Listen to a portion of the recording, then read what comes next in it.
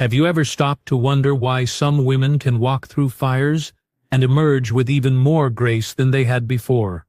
Why they seem to carry a storm in their soul but a calm in their eyes?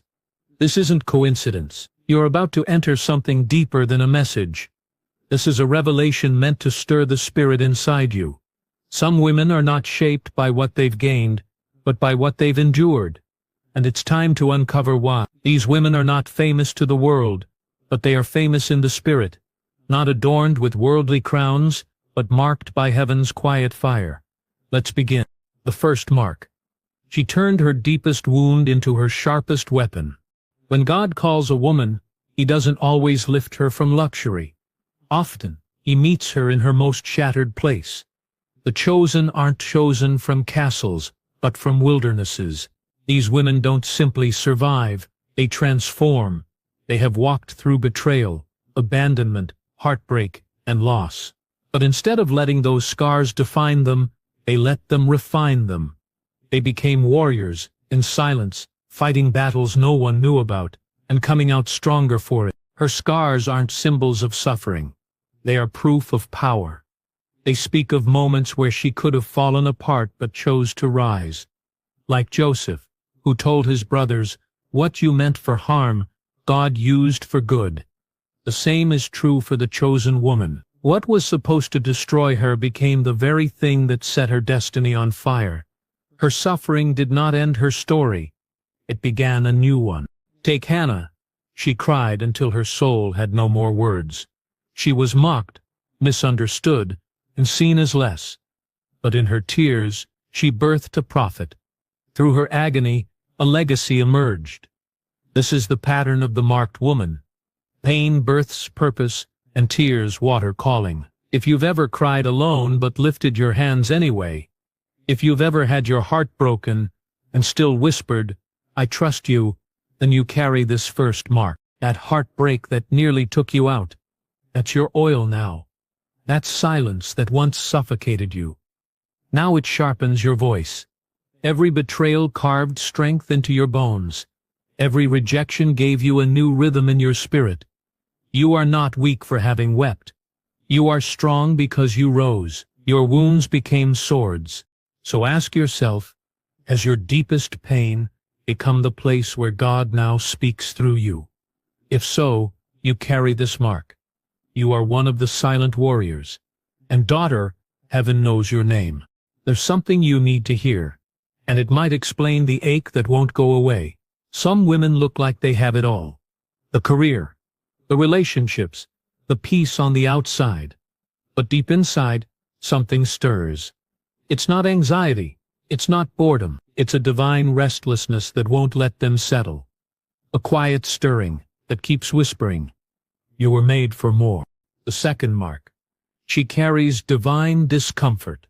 This discomfort doesn't mean something is wrong. It means something is waking up. The chosen woman will often feel out of sync with her surroundings. She'll smile at the dinner table but feel like a stranger in her own life. And that's not failure. That's a signal. God is shifting her, stretching her soul beyond where she is now. She doesn't fit, not because she's broken, but because she's built for a different dimension. Hebrews 11:13 says they confessed they were strangers and pilgrims on the earth. That's what you are when you're marked. You walk through this world, but never fully belong to it. You're called not to settle, but to and just like an eagle trapped in a chicken coop, your wings know it's time to rise. Look at Queen Esther. She was surrounded by luxury, dressed in royal robes, honored by the world. But her spirit was unsettled, because the crown wasn't her purpose. It was her position. She wasn't placed in the palace for comfort. She was positioned to deliver her people. That same stirring you feel, that's your own for such a time as this. Your agitation is not an accident. It's your assignment awakening. You might have prayed for peace, but instead, you're feeling the stretch. You're being moved, rearranged, stirred from the inside out. That's not confusion. That's clarity on its way. And some of you have cried in frustration, saying, "Why can't I just be content? Why can't I be like everyone else?" because you're not like everyone else. You're marked, you're set apart, and you are being called higher. Pay attention. Has your favorite job begun to feel heavy? Do the things that once fulfilled you now feel empty? That's not failure. That's the Father waking you up.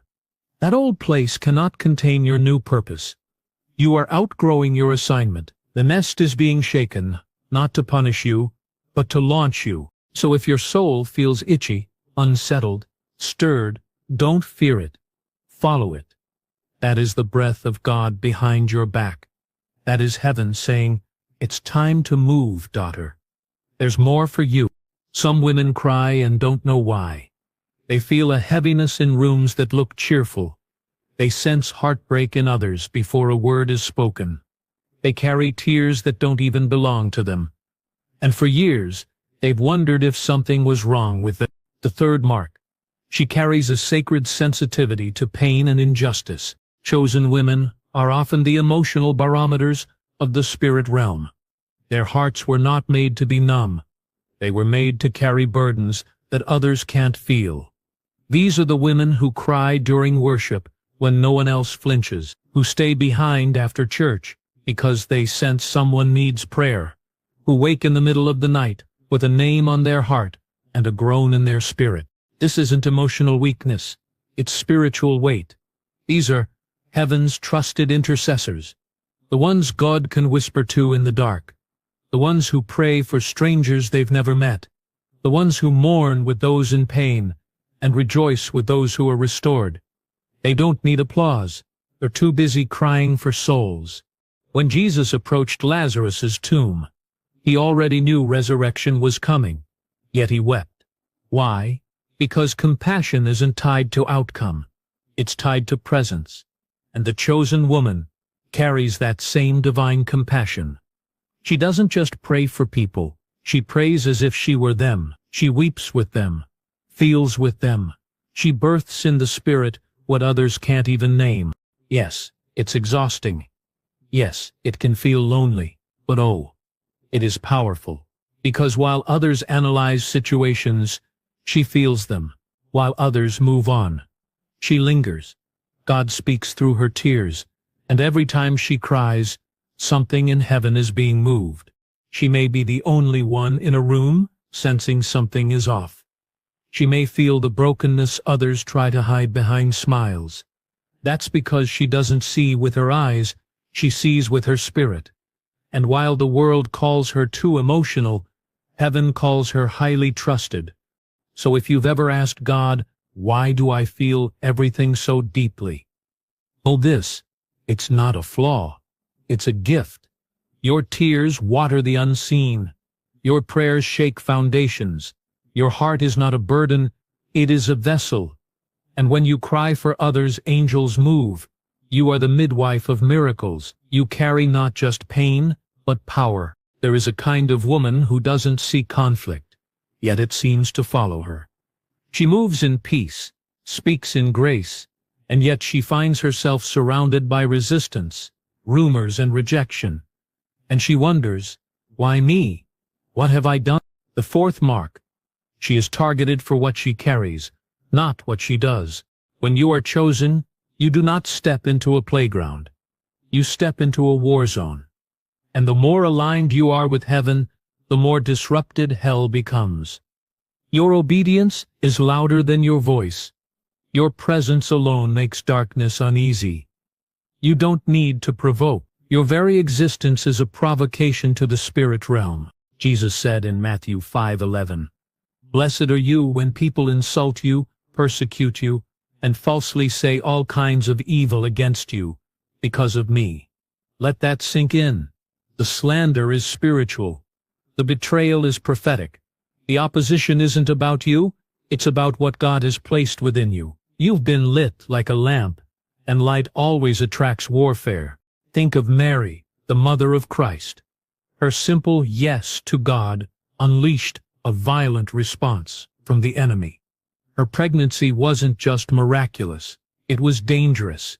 She was hunted, shamed, forced to flee.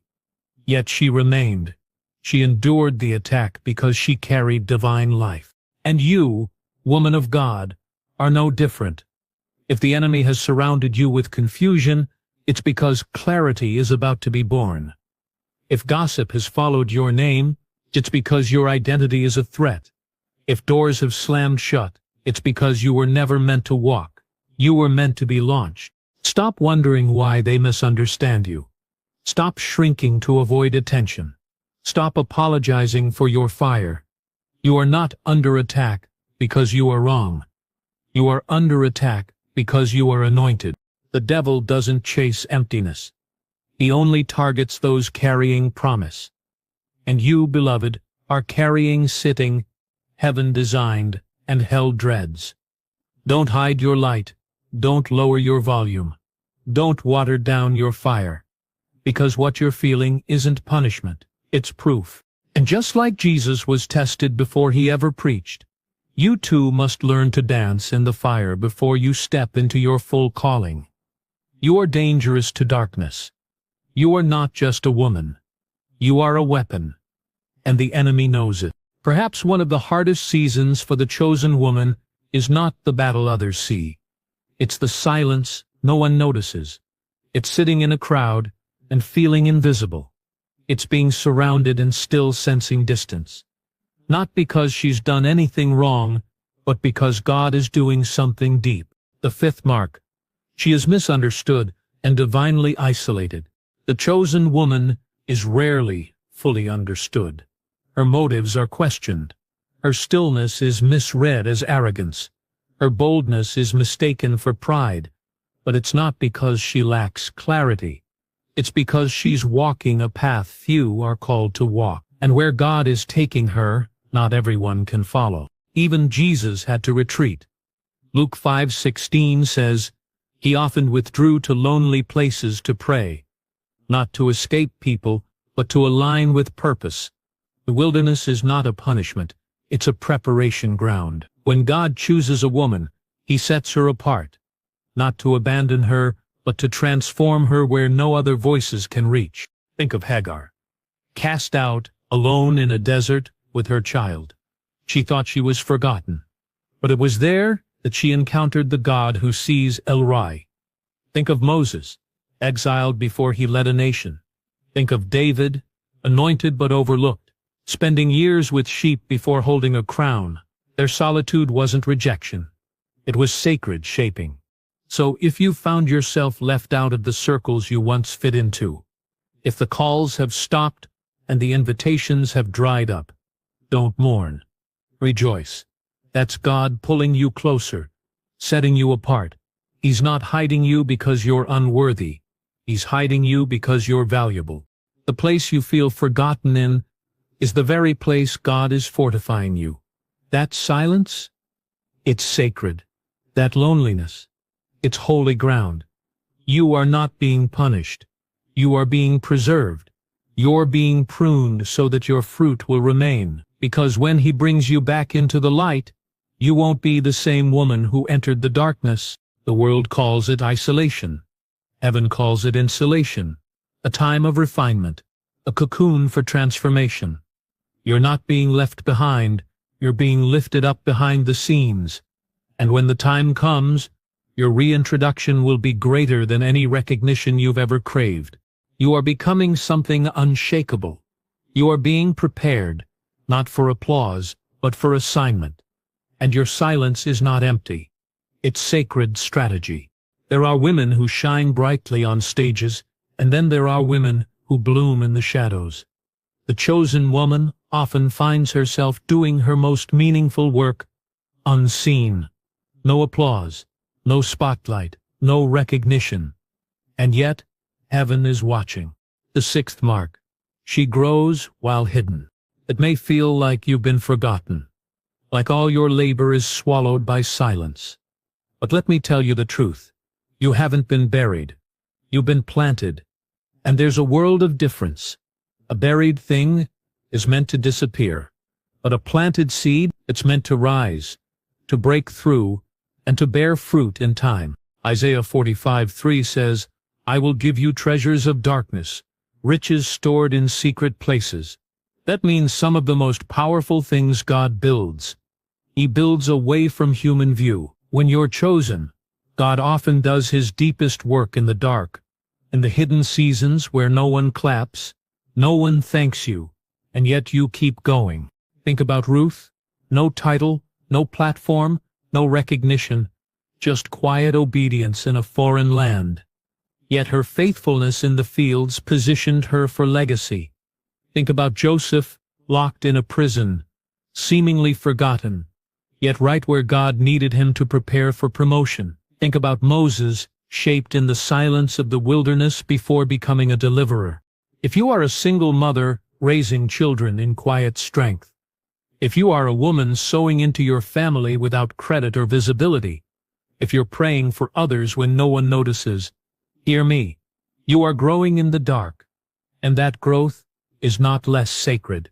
It's more, because what is rooted in secret will be revealed in glory. This is the mark of the chosen. They don't chase stages. They chase substance. They don't beg for validation. They become vessels.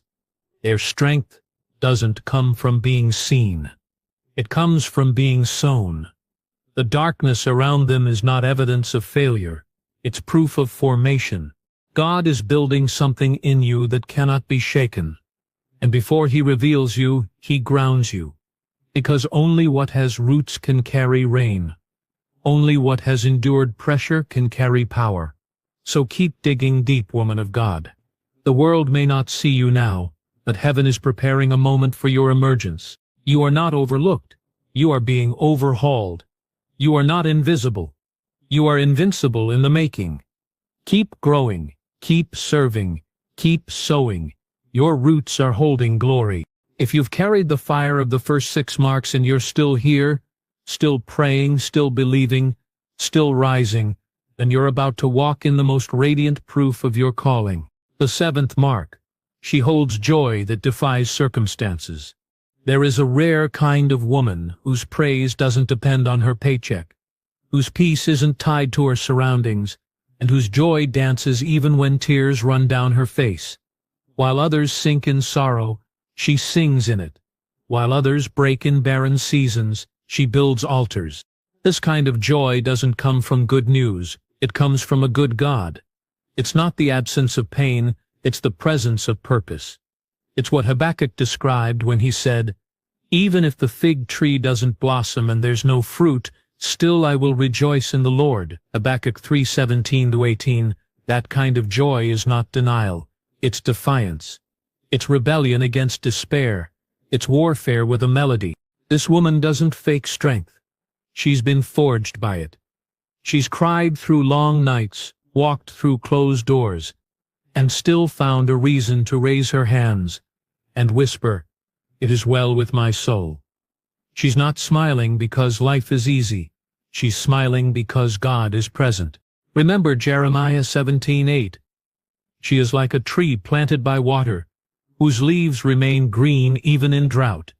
That's you. While others are drying up, you're digging deeper. While others mourn without hope, you grieve with hope.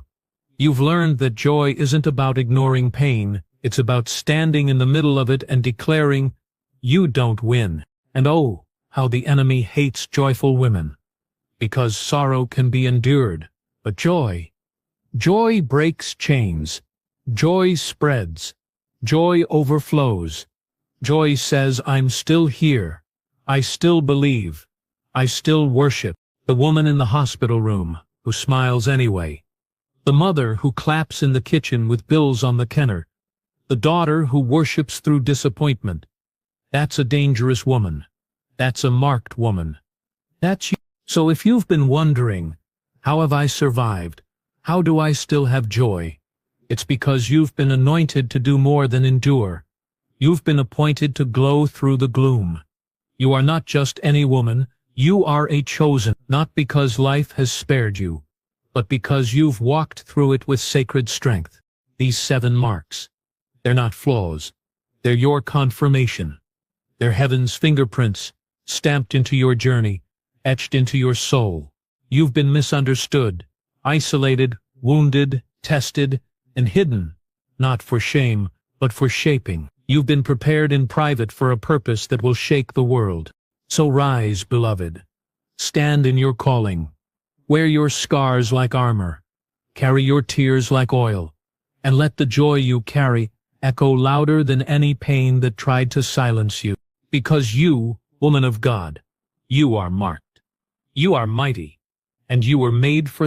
If this message echoed in your heart, and you recognize even one of these 7 marks in your own story, go to the comments and declare, I am marked. I am a chosen woman. Let the enemy hear it. Let your soul believe it. Let your sisters be reminded. Heaven knows exactly who you are.